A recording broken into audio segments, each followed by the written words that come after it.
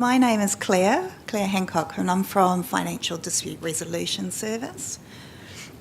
And just while we're bringing up. So you'll find our process are very similar, like you're hearing from the other parties. So again, it's about helping parties resolve disputes with your financial service provider, credit, loan, banks, etc.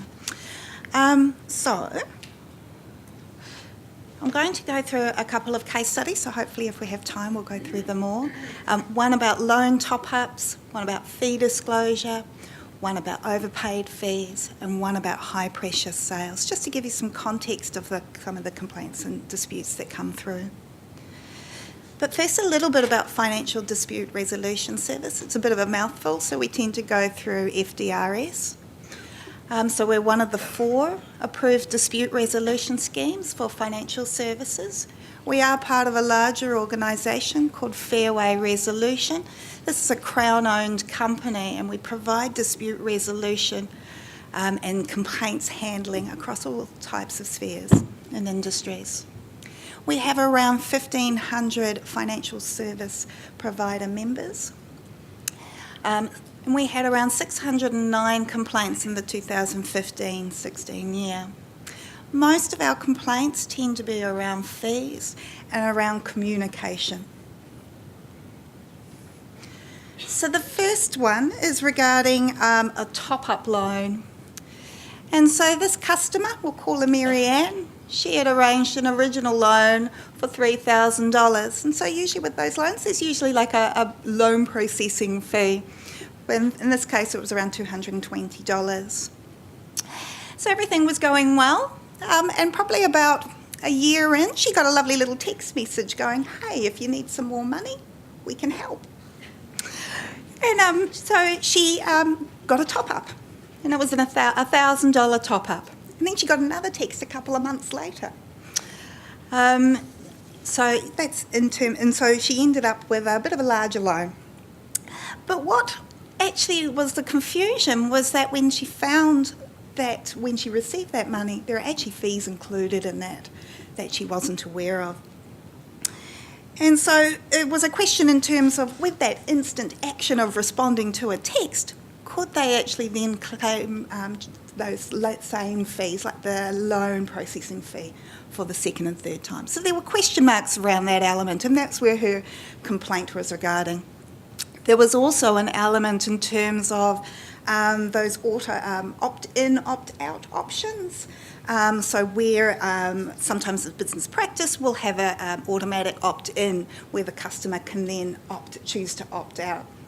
And so there was a question in terms of the mandatory versus voluntary option of that, particularly with the second two. And in total, their actual protection fees, which was that opt-in, opt-out element, was $790. So the dispute that came to us was in regards to fees were in excess of 50% of the total top-up amount. And there was question marks about the disclosure of the fees as well as how the interest was calculated. So Financial Dispute Resolution Services, working with the parties, the outcome in terms of the end was that the finance company ended up rebating $300 of the protection fees and also rebating some of the other miscellaneous fees to make it more even. Okay. So the second case study is one about fee disclosure. This was in regards to a $3,000 loan. And so when the customer got this loan, they organised the loan, they needed the financing quite quickly. They had also anticipated that they'd probably pay it off really quickly. So in that aspect, they actually had organised the loan, but actually had looked at the details in terms of the loan because they thought that it'd be all done and dusted, within a short period of time, so it wouldn't really matter. So the customer paid in full, wanted to pay in full in 6 months' time. And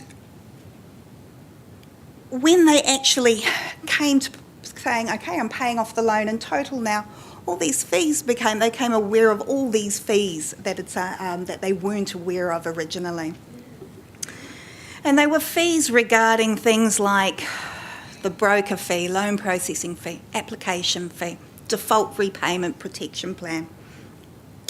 And so they were unaware of those fees, and then suddenly when they wanted to pay everything off, they suddenly had this big clump. So that's how it came to financial dispute resolution. So it was regarding the number of fees that they hadn't fully realised when they had taken out the loan. So through discussions, we worked with the parties. The finance company rebated the amount that covered part of the disputed fees, as well as the repayment of the protection plan, obviously because it was a shorter period of time. We also understand that the finance company has actually changed some of their business practices, particularly about the repayment protection plan, so that opt-in, opt-out element as well, and how they go about documenting it with their customers to make sure that they're aware of what payments and what fees are applying to their loan, whether they pay it off in the whole period of time or within a shorter time frame. So the next case study is regarding overpaid fees, and this was a case where the customer had gone to a lovely budget advisor in terms of getting some support in terms of all their finances. And part of that was actually a mobile phone provider. And so through that, the budget advisor and the customer decided that they were going to close down that account. And so with that, the budget advisor rang up the provider to go, hey, we want to actually close down the account and get that money refunded. We don't need that account anymore. And the service provider on the phone, the customer rep, had advised, well, in terms of they wanted to charge a $35 fee to the customer for not supplying an up-to-date physical address. They needed to send out some documentation. The budget advisor actually advised, well, you've got an up-to-date mailing address was supplied, but that fee actually put the account into arrears, and the service provider wasn't willing to, wasn't able to then cancel the account and refund the money. In terms of this, the customer budget advisor identified that the address fee was unlawful, so it was in regards to the port zone dispute. And so they brought the dispute to Financial Dispute Resolution Service. Through discussions, the provider agreed to waive the $35 fee, but would not repay the original money owed to the customer unless the customer paid a $20 admin fee. So first they had one fee and now they've got another fee. So through discussions and the outcome with the parties, the complaint was concluded where actually the provider waived the $20 admin fee and actually ended up crediting the customer all of the monies that was owed. So this clearing all the back and forth with all the fees.